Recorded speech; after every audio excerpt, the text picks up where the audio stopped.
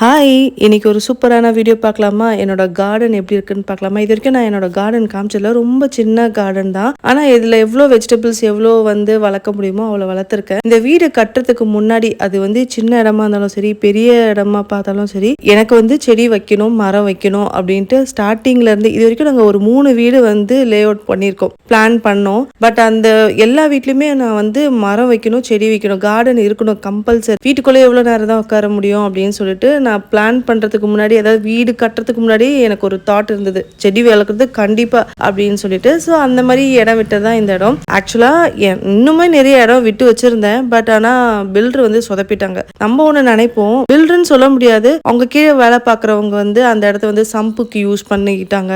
அந்த மாதிரி நிறைய விஷயத்துக்கு கான்கிரீட் போடுற மாதிரி ஆயிடுச்சு.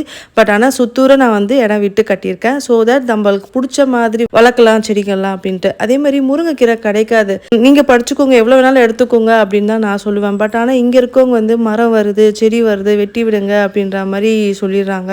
மரம் வளர்க்குறது ரொம்ப நல்லது. பட் ஆனா விட்டுடுங்க அப்படின்னு சொல்லப்போது நம்ம என்ன பண்ண முடியும்? இப்பதான் அதை கிளீன்லாம் பண்ணியிருந்தோம். அதனால அந்த சைடு வளர மரத்தை நானே கையில பிச்சுட்டேன். அண்ட் இந்த வாழை மரம் பார்த்தீங்கன்னா வெட்டி விட்டா ஹைட்டா போகாதுன்னு சொல்லிட்டு 2 கண்ணு போட்டுருந்தது. அதை கரெக்டா வெட்டி விட்டுட்டாரு அந்த கார்டனர். பட் அதுவுமே இப்போ நல்லா லீவ்ஸ்லாம் விட்டுட்டு சூப்பரா வளர ஆரம்பிச்சு. இன்னைக்கு என்ன ஸ்பெஷல் பார்த்தீங்கன்னா முருங்கைக்கீரை போட்டு பருப்பு போட்டு குழம்பு வைக்கிறது தான் இன்னைக்கு பிளான்.